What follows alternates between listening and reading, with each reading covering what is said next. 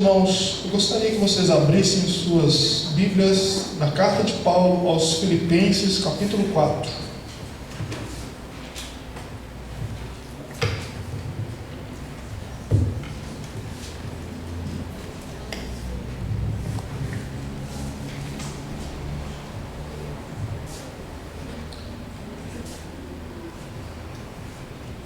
Filipenses, capítulo 4. Nós leremos a partir do versículo 4.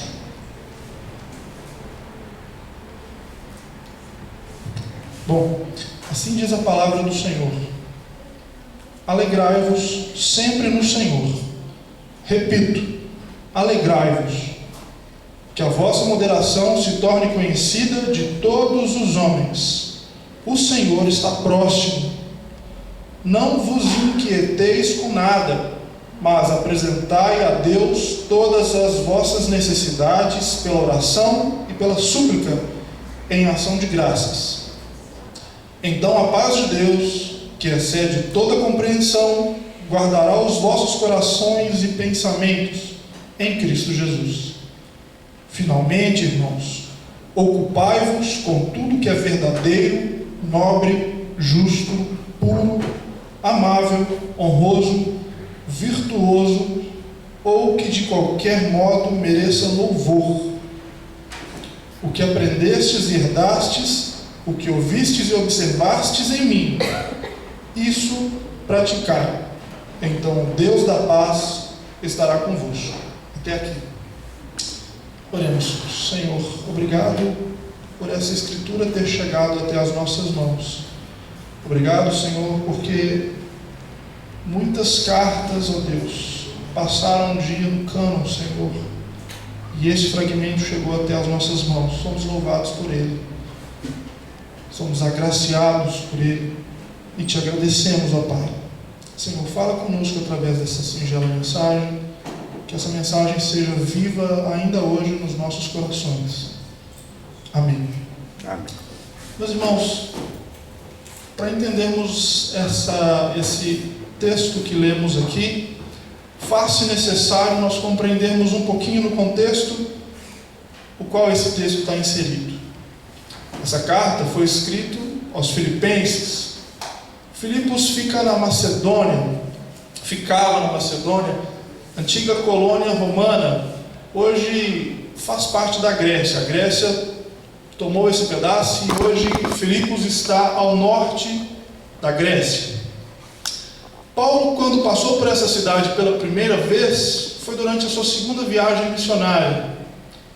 Naquela oportunidade, diz o livro de Atos que ele chegou à porta da Macedônia, mas em Troade, e ali em Troade o Espírito o impediu de entrar na Macedônia.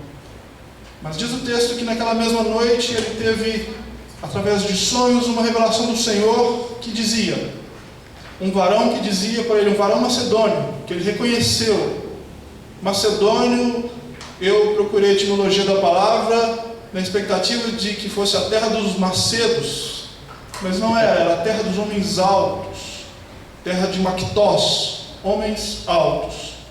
E ele reconheceu na sua visão de que aquele homem que apareceu na visão dele era um macedônio pela sua estatura, e então aquele homem falou com ele, passa a Macedônia. E a primeira cidade então que Paulo passou na Macedônia e pregou o Evangelho foi em Filipos.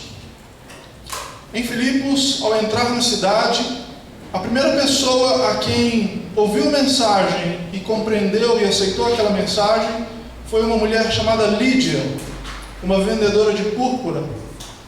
Eu abro um parêntese aqui na nossa reflexão dessa noite para mais uma vez destacar a importância do papel da mulher na propagação e aceitação do Evangelho.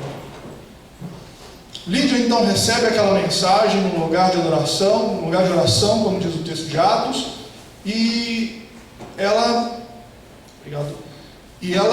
então leva Paulo até sua casa, e Paulo então prega a toda a sua família, e todos aceitam o Senhor.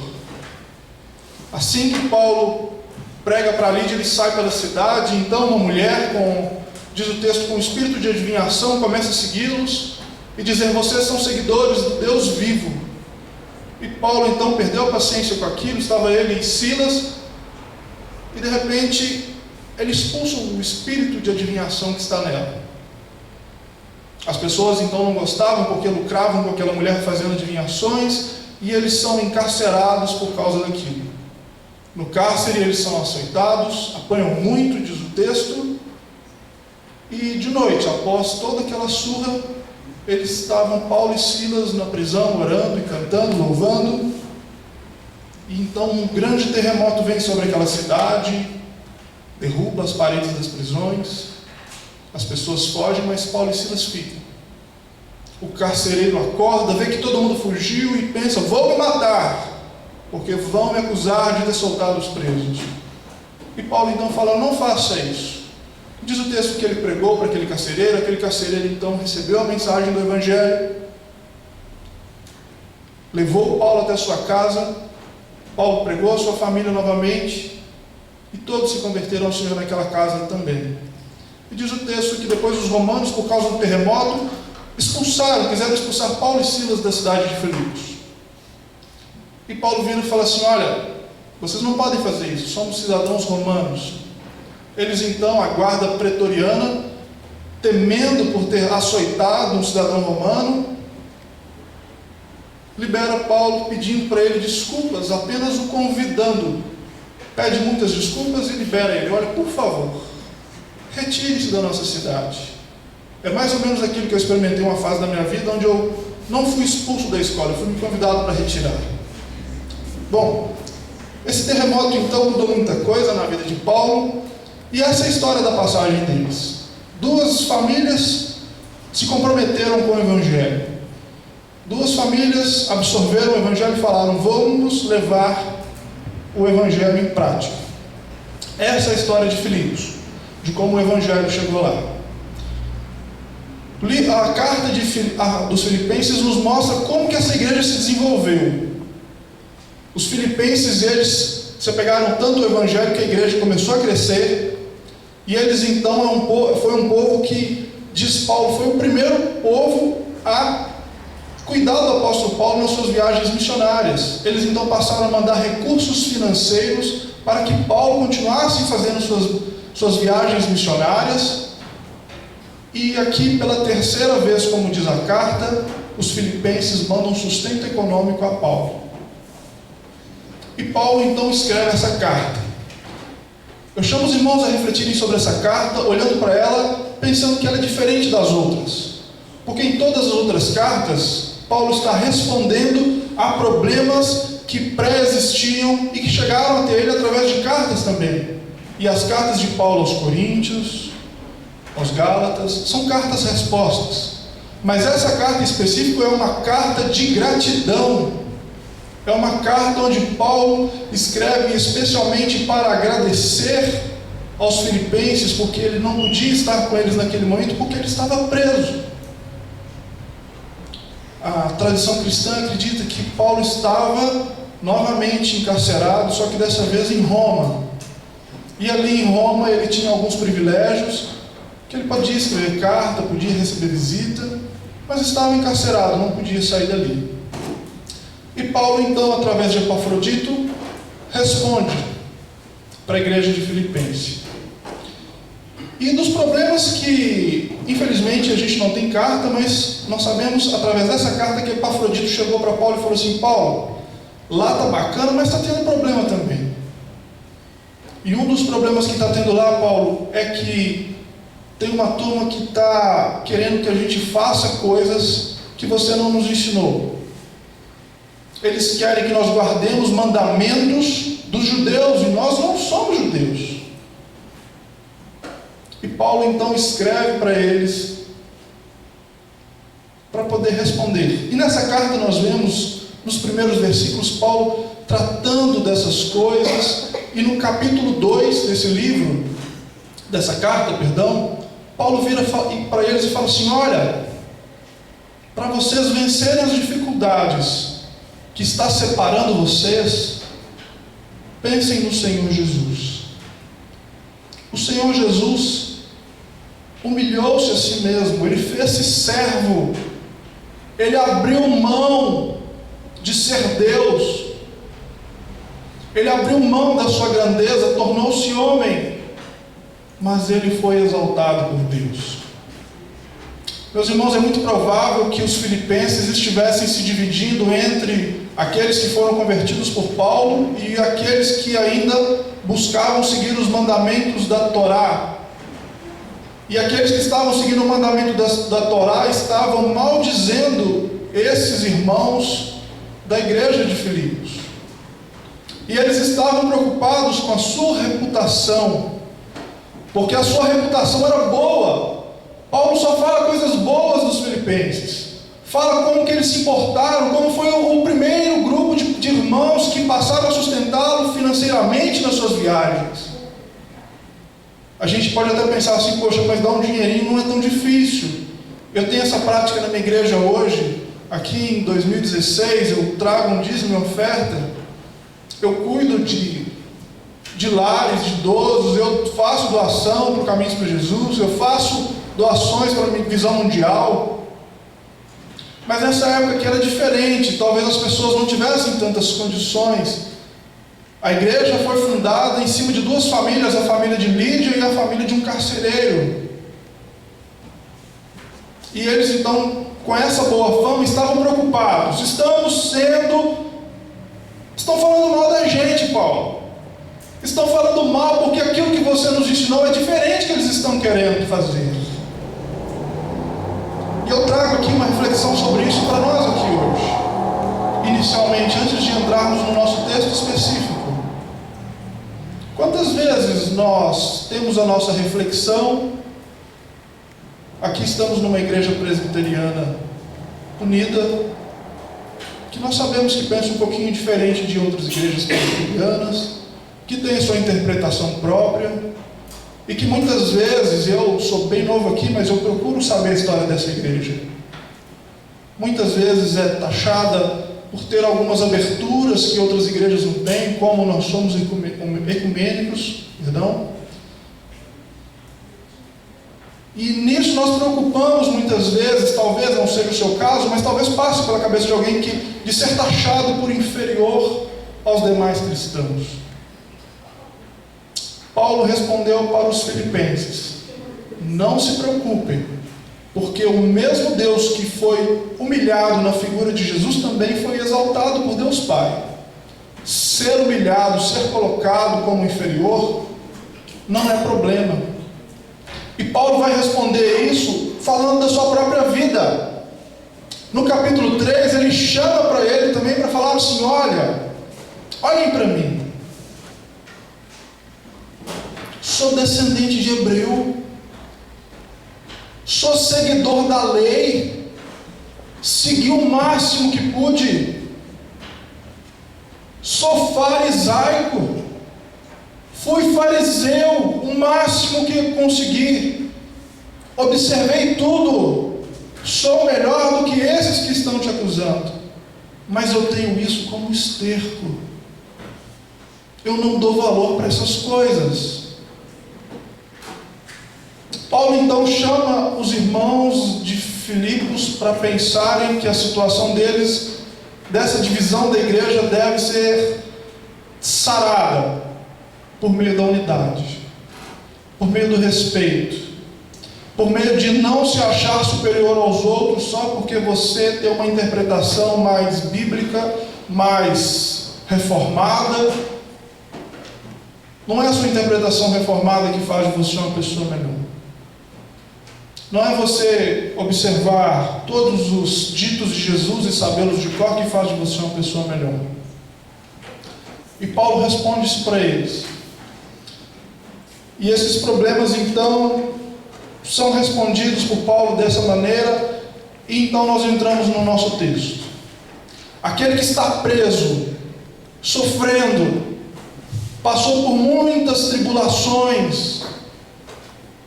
Ele vai falar um pouco antes, fala assim: olha, eu passei por muita coisa, eu sofri, eu perdi tudo, eu não tenho mais nada. Eu passei por tribulações, mas eu posso tudo naquele que me fortalece.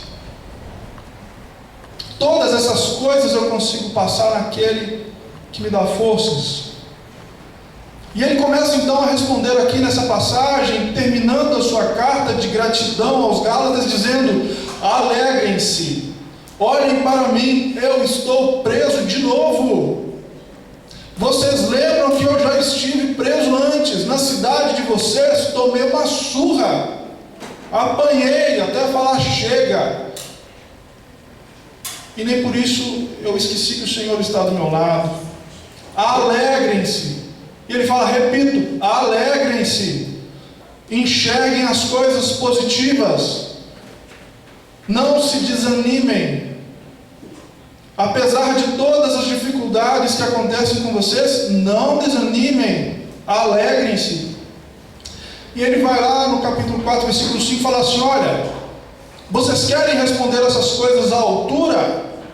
Que a vossa moderação seja conhecida por todos os homens.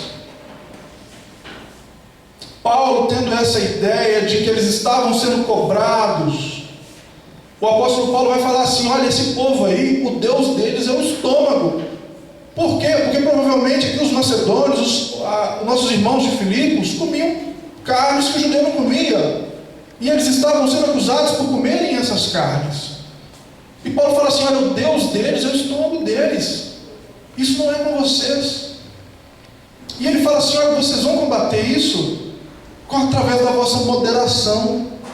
É uma virtude cristã tão pouco seguida, eu percebo, que é a temperança, que é nós não sermos extremistas. Todo extremo é danoso. Todo extremo é danoso. Paulo responde, olha, o testemunho de vocês, o que vai fazer de vocês bem diante da sociedade, o testemunho de vocês vai impactar a cidade de Filipos aí, meus irmãos, porque vocês são gente boa, eu conheço vocês. O que vai fazer as pessoas conhecer vocês como eu conheço, é que vocês sejam moderados, é que vocês não fiquem imputando às pessoas mandamentos pesados, porque nós não somos assim. Nós estamos debaixo da graça do nosso Senhor. Na graça do nosso Senhor, nós somos perdoados, restaurados, e assim vivemos, conforme essa graça. Eu gosto muito do teólogo leigo C.S. Lewis.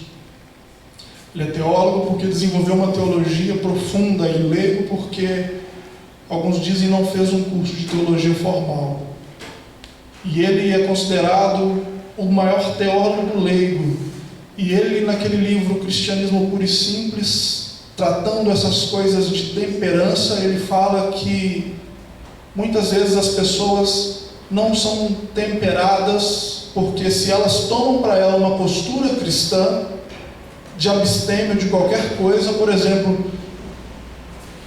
eu não gosto de futebol, toma tempo, eu podia estar orando. Amém, você faz o que você quiser, a vida é sua, meu irmão. Mas você querer que o seu irmão que está do seu lado tenha a mesma espiritualidade que você, é danoso, não é temperado da sua parte, não é moderado.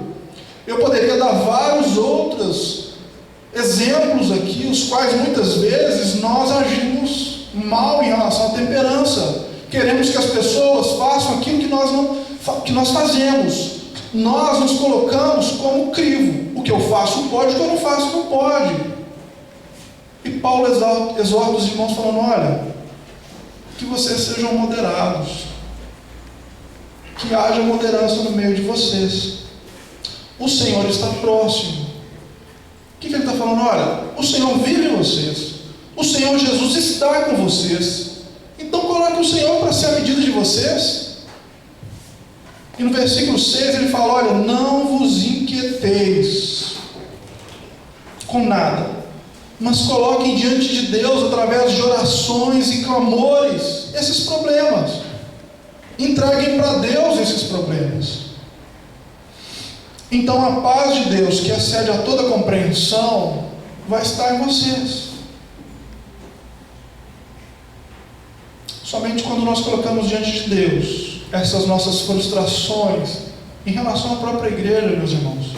Não pense que a igreja não frustra.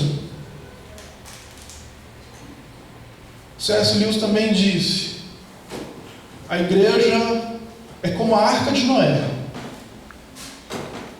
Lá dentro está cheio de bicho estranho, está cheio de animal feroz, está cheio de animal que dá coice, que bica, que arranha, que morde. Vocês me perdoem a palavra, mas era necessário. Lá dentro está cheio de cocô, fedendo, tem cheiro estranho dentro da igreja. E ele encerra dizendo assim: mas mesmo assim, é melhor estar dentro dela do que do lado de fora da arca. Tendo essas coisas então na mente, meus irmãos, de que a paz, de que colocar diante do Senhor essas questões que para talvez outros irmãos que estão faltando com o uso da temperança, que vão colocar pesos sobre os nossos ombros, dos quais nós não aguentamos, é que eu vejo então no versículo 8 a chave de reflexão de toda a carta aos Filipenses. Diz assim Paulo: finalmente, irmãos, ocupai-vos com tudo que é verdadeiro, nobre, justo, puro, amável, honroso, virtuoso, ou de qualquer coisa que mereça louvor. Paulo vira e fala assim: olha, vamos buscar a presença do Senhor em qualquer lugar que as pessoas digam que Ele não esteja. Vamos buscar as coisas verdadeiras, honrosas, virtuosas, aonde elas estão. Eu quero dar um recado para os irmãos aqui essa noite. A gente costuma dizer que Deus é tão grande quanto o infinito, e Ele é mesmo. E eu quero dizer para vocês: a religião não dá conta de Deus. Deus é a grande explosão. Eu gosto de comparar isso, comparação heresia, talvez minha, de que Deus é uma grande explosão no universo. E que essa explosão, depois do grande fogo, aquele grande impacto de explosão, ela sai jogando centelhas por todo o universo. E essas centelhas luminosas de Deus estão espalhadas por todo canto. E a gente pode enxergar essas centelhas de Deus em vários lugares que muitas vezes a gente pensava que Ele não estava. Quantas músicas nós ouvimos e que geralmente a gente não canta ela na igreja, a gente pensa assim: opa, tem um negócio de Deus aí nessa música. Quantos filmes nós não assistimos que em determinado momento nós paramos e observamos assim: cara, tem um negócio aí bacana, eu acho que parece com mensagem cristã. Não é nada, é um Matrix da vida, é um Senhor dos Anéis da vida. Para quem não sabe, o Tolkien, ao escrever a cena épica de Frodo jogando o seu anel, o anel da perdição, que acarretou toda a destruição, toda a perseguição dos 3 livros, Tolkien colocou sua própria história de vida em relação ao pecado. Frodo, o pequeno, ele se achava pequeno, fraco, chega até o momento que ele pode jogar o anel no vulcão, para destruir, para acabar com o problema todo. E Tolkien fala que aquilo ali é um pedacinho da vida dele, porque ele chega com o anel, o pecado dele, na beirada do vulcão, que ele pode abrir mão, e ele segura o anel e fala assim: não é meu. E muitas vezes nós fazemos isso em relação a pecados nossos, tão nossos, que muitas vezes a gente tem tudo para abrir mão dele, a gente faz como o hobbit Frodo, fala: não, é meu. Ele tentou passar uma mensagem cristã no livro todo, mas nessa parte ele faz uma menção em outros livros, em outros escritos, para dizer isso. Na literatura, é impossível ler Leon Tolstói, Fyodor Dostoiévski, sem perceber essas centelhas, essas faíscas do divino, do sagrado, dessas coisas maravilhosas que nós vemos em Jesus. Quantos quadros, pinturas, quantos quadros foram pintados para falar da vida cristã, para falar da Bíblia? Eu não sei vocês, mas a espiritualidade que eu recebi enquanto evangélico, antes de buscar conhecer um pouquinho mais, me privava disso tudo. E eu ficava triste porque os irmãos diziam que está errado e eu não enxergava o errado e eu tinha problema com isso. Talvez para vocês seja um pouco mais fácil, porque a igreja pensa um pouco diferente aqui. Mas voltando para a nossa mensagem, Paulo está exortando os filipenses a buscar o que é verdade. O Senhor Jesus disse: eu sou a verdade. No Salmos o Senhor disse: porque do Senhor é a terra e tudo que nela está. Então, meus irmãos, São Francisco de Assis colocou tão bem nos seus escritos teológicos, falando de como Deus se manifestava na natureza. Na verdade, meus irmãos, tudo que eu estou falando aqui de cinema, de arte, de literatura, de poesia, Adélia Prado, segundo Carlos Drummond de Andrade, Adélia Prado é fogo de Deus em Divinópolis. Nós estamos perdendo tempo se não lermos Adélia Prado. Está viva ainda, bem idosa, morando em Divinópolis. E essas coisas, então, essa verdade a qual nós devemos buscar, eu gostaria de chamar aqui nessa noite de beleza. Nós devemos buscar pelo belo, porque o belo fala ao nosso coração, nós ficamos boquiabertos diante do belo.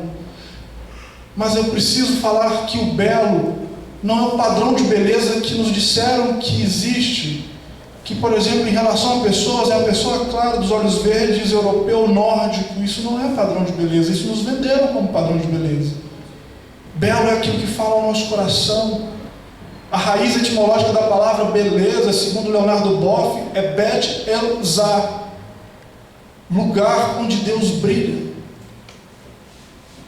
Beleza é lugar onde Deus brilha, onde Deus faz sentido, onde Deus fala ao nosso coração, quando estamos ouvindo uma música, vendo um filme, quando nos deparamos, de repente, fazendo uma caminhada na mata, nos deparamos com uma árvore, e a gente não sabe dizer, mas dá vontade de chorar, simplesmente pensando naquela árvore, naquela manifestação do divino, que é tão longe da Escritura que nós temos na mão, mas está tão real. O próprio apóstolo Paulo se deu conta dessas coisas, por isso que ele fala isso. Na carta a Tito, ele fala assim: olha, um dos falsos profetas que vocês estão acusando, ele fala a verdade. Paulo reconheceu que existia verdade num falso profeta, de que ele, não cristão, falava a verdade. Atos 17 e 28, Paulo coloca uma parte do hino a Zeus nas Escrituras. A sentença, porque também somos sua raça. Ele faz parte de um poema a Zeus, Deus dos romanos, Deus dos gregos. E Paulo virou e falou assim: olha, tem verdade nisso, tem coisa que expressa Deus nisso, isso serve para a gente. E virou a Escritura Sagrada, você tem nas suas mãos. O que nós precisamos, meus irmãos, é nos tornarmos sensíveis à voz do Senhor que clama pela nossa atenção em muitos lugares fora da igreja também. Lá em João 10, o Senhor nos diz que as suas ovelhas escutam sua voz e a seguem. São ovelhas com o ouvido treinado, são ovelhas sensíveis ao chamado do bom pastor. A mensagem que eu queria trazer para os irmãos aqui essa noite é basicamente essa: de que os irmãos passem a buscar essa temperança com vocês mesmos e com os outros, exercer essa moderação no julgamento, nas percepções. A sua espiritualidade serve para você. Se o seu irmão quiser copiar a sua, que ele copie. Afinal de contas, Paulo vira e fala nessa carta e fala assim: olha, vocês, por favor, sejam meus imitadores, como eu sou de Cristo. Imitem o bom exemplo que eu estou dando para vocês. Se você está dando bom exemplo, as pessoas vão acompanhar a sua espiritualidade, vão enxergar a verdade de Deus na espiritualidade de vocês. Eu falo isso como falo para mim também, que eu busco exercitar essas coisas, que eu busco procurar essas coisas. Paulo, no início dessa carta aos Filipenses, só para conectar com esses versos finais, ele fala assim: olha, tem gente aí que está pregando Cristo por ciúme, por inveja, por um tanto de coisa que não é bacana, mas não me interessa. Me importa que Cristo seja anunciado. Ele não está falando aqui do irmão que abriu uma igreja e está enganando pessoas e está tomando dinheiro de gente, não. Ele não está falando dessa galera. Ele está falando simplesmente da verdade de Deus que está espalhada em toda a terra, a qual nós devemos buscar. Ele aconselha os irmãos, no versículo 9 do primeiro capítulo, que o vosso amor cresça em conhecimento e em sensibilidade. Sensibilidade para escutar a voz de Deus, onde é que ela esteja te chamando. Eu fecho essa reflexão com uma frase de Charles Haddon Spurgeon, pregador puritano. Só dele ser puritano a gente já tinha que ter um pezinho atrás, que ele ia falar alguma coisa complicada, mas o que ele falou está cheio de verdade. Para um homem que vive para Deus, nada é secular, tudo é sagrado. Que através da sua vida outras coisas sejam sacralizadas, que outros instrumentos musicais, como alguns de origem afro que não entravam na igreja, e graças a Deus hoje entram, possam entrar na igreja. Que outros filmes e músicas que antigamente não podia passar na porta da igreja, continuem entrando, desde que seja uma centelha de vida do Senhor espalhada na face da terra. Gostaria de orar com os irmãos. Se você puder inclinar seu rosto. Senhor, quem somos nós, ó Pai, mediante a sua revelação nessa terra? Somos tão pequenos, Senhor. Somos tão míopes, Pai. Somos tão cegos quanto Balaão, Deus, que não estava enxergando a sua vontade, Deus. E diz o texto que a sua mulinha, Deus, precisou de alertá-lo de que ele não estava vendo o Senhor, ó Pai. Deus, que a gente não precise, Deus, de fazer como Balaão, Deus, escutar umas mulas na vida, nos ensinar coisas que nós deveríamos aprender, Deus, do Senhor. Deus, que nós sejamos verdadeiramente sensíveis, Pai, à Tua voz, onde quer que ela esteja, Senhor. Que nós busquemos a verdade, o honroso, o virtuoso, que mereça louvor, ó Pai, onde é que ele esteja. Senhor, que assim como os irmãos de Filipos, ó Pai, nós prossigamos, Deus, fazendo a Tua vontade aqui nessa terra, levando o Teu Evangelho, Pai, para as pessoas, crescendo como comunidade, tendo crescimento espiritual, Deus. Que continuemos, ó Pai, crescendo e prosseguindo em conhecer o Senhor, ó Pai, e que jamais, ó Pai, nós digamos, Deus, que o Senhor não está aonde o Senhor está, Deus. Pai, faz de nossos ouvidos, Pai, ouvidos acostumados com o Senhor a tal ponto, Deus, de reconhecê-lo, Pai, em qualquer lugar, Deus, nos lugares menos esperados.